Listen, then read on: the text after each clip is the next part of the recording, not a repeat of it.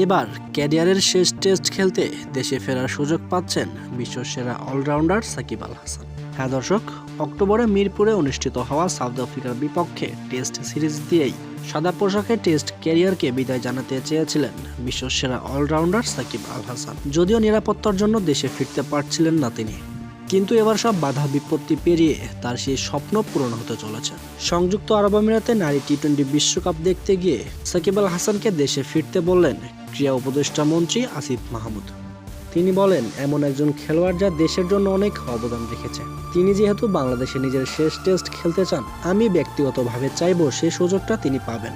সাকিব আল হাসানের মতো একজন ক্রিকেটারকে অবশ্যই সম্মান জানানো উচিত। তিনি যদি দেশে খেলতে আসেন তাহলে সম্পূর্ণ নিরাপত্তা দেওয়া হবে তাকে। আমাদের একজন খেলোয়াড়কে আমরা অবশ্যই সর্বোচ্চ নিরাপত্তা দেব। এর পরিপ্রেক্ষিতে বলাই যায় সাউথ আফ্রিকার বিপক্ষে টেস্ট খেলতে কোনো সমস্যা থাকছে না সাকিবের। আশা করব খুব তাড়াতাড়ি সাকিব আল হাসানকে দেশে দেখা যাবে।